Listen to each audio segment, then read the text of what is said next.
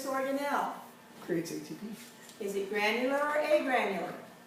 Granular. Agranular is membranous. Oh, that's right. That's right. Okay? Maybe we'll be able to make the distinction.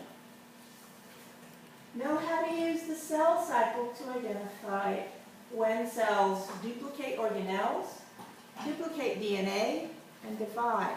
Something that's in your lab manual you were supposed to read, but we didn't have it out. You're still responsible for it. So, when do you duplicate organelles? In the Interface? no, it's prophase. That's mitosis. You don't do anything in mitosis except split DNA. This is the cell cycle. Oh. All right, what are the phases of the cell cycle? G1, S, G2, M. You also have a G0, but you guys aren't going into G0. All right, so when do you duplicate organelles? G1.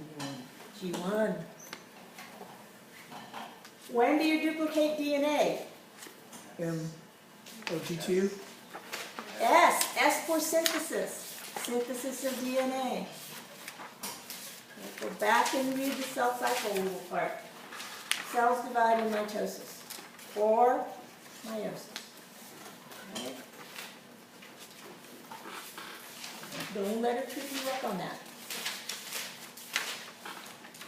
Know the difference between mitosis and meiosis. And this is that chart she gave you where you did the numbers. The number of divisions, the number of chromosomes at the beginning and at the end. Okay.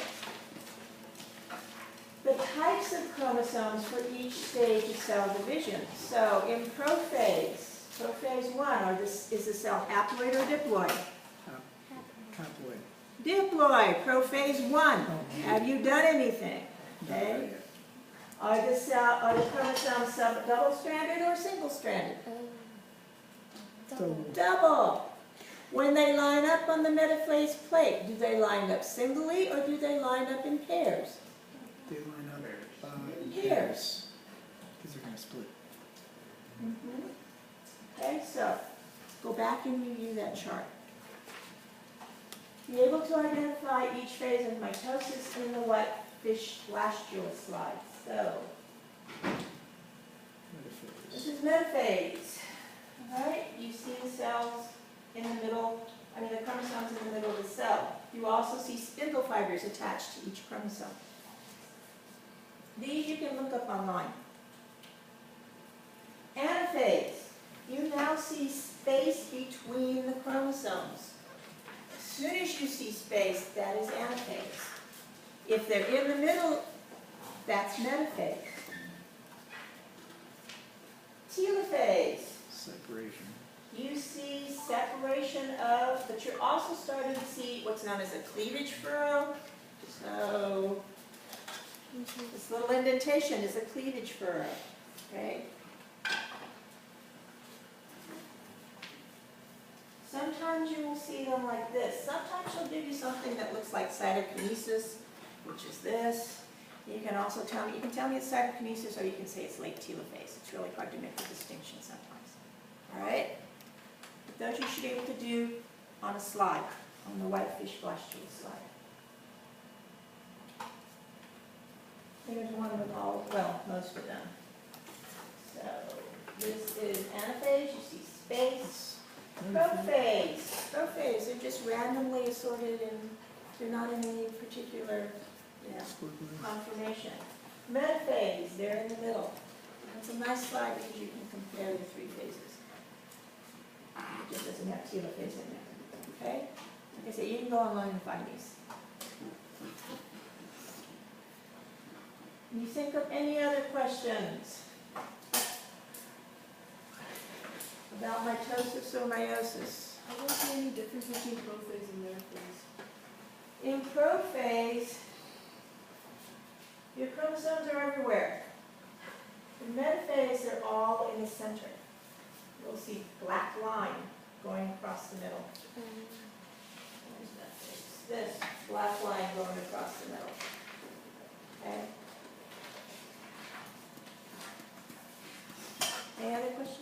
Oh, say if we do go up to the slide and we don't we don't see, like, and for example, somebody moved it on accident. Just raise your hand, Okay. and I'll make everybody sit down, and I will refocus that slide, or reposition the slide. But it will be clear, right, the little line on? That's my responsibility to find you a good slide. Okay. All right, you're not gonna be looking for it. I am. You have a whole period to do our test. You have all 3 hours. Right. It's a power exam, yeah.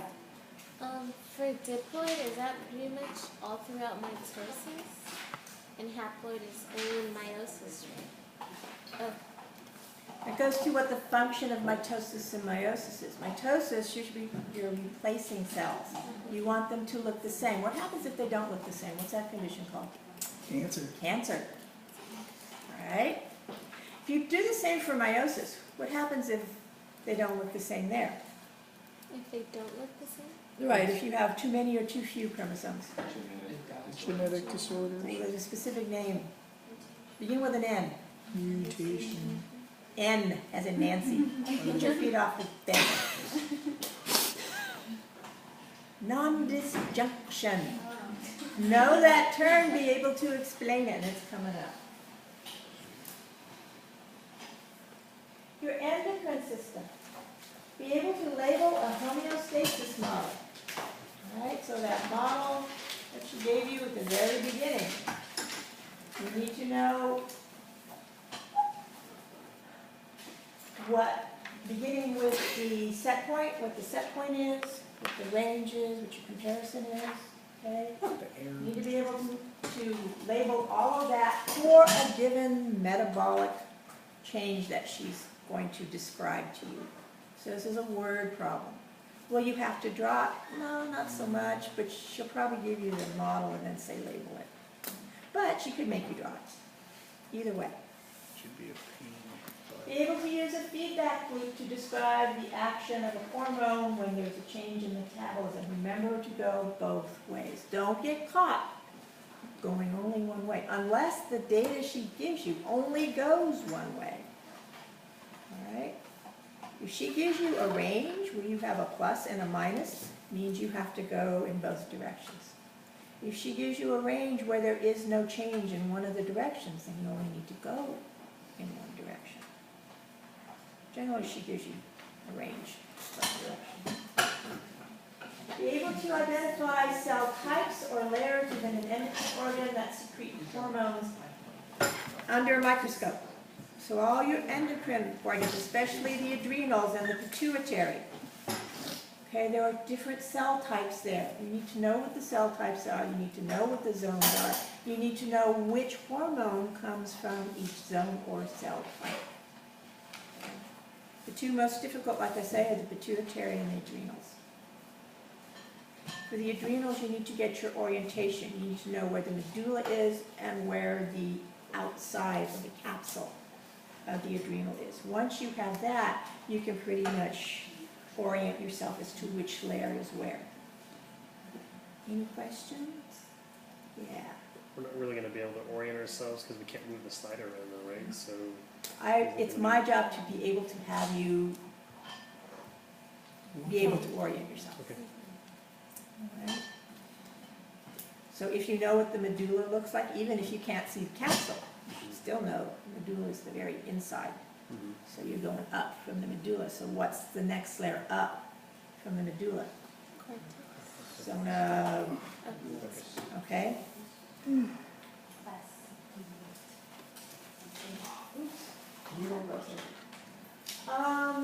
Be able to graph and interpret the results of a glucose tolerance test.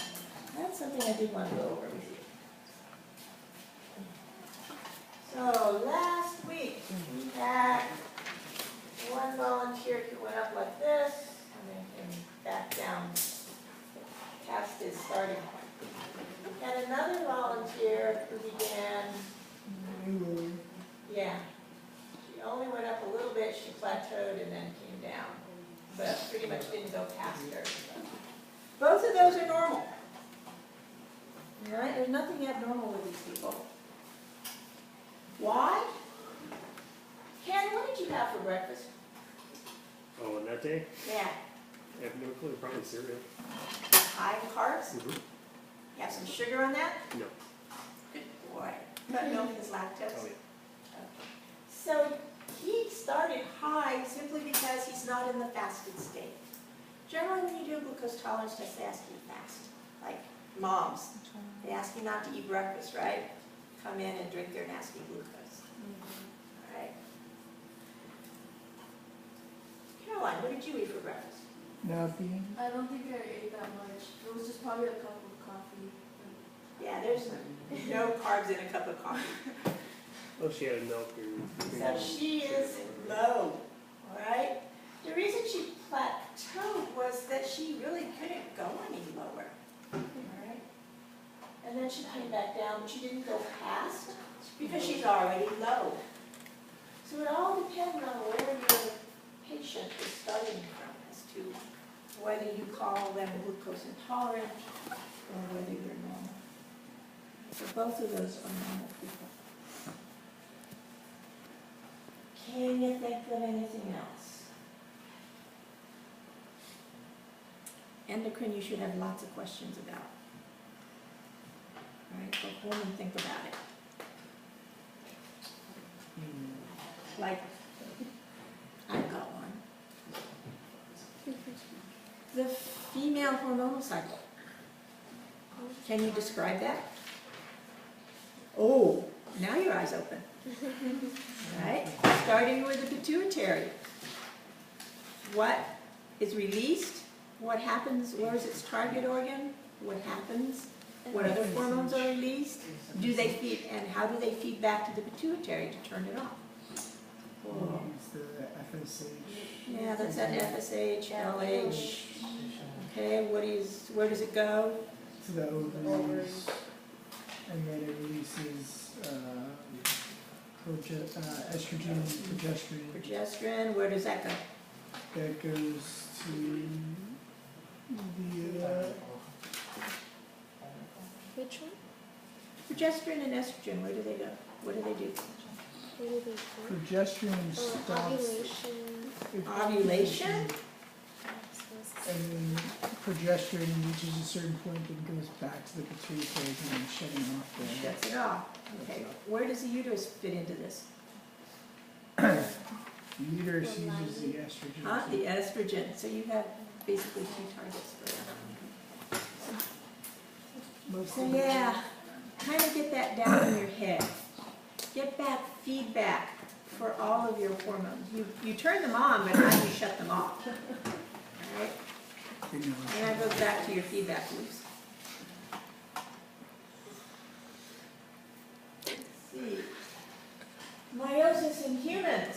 Be able to describe the regulation of all hormones, describe the relationship between the pituitary and the hypothalamus, which you did, the connections, the portal system versus the hypothalamus axon. Describe the relationship between the pituitary and the adrenals, the pancreas, and the ovaries and uterus. Okay. All those you need to know. Review cell division from table 3, or from the table in lab 3, and you get to describe the conditions of the nucleus during meiosis. All right. So at the beginning of meiosis, are you haploid or diploid? Are you double-stranded or are you single-stranded? That was the conditions that's in that last chart for you.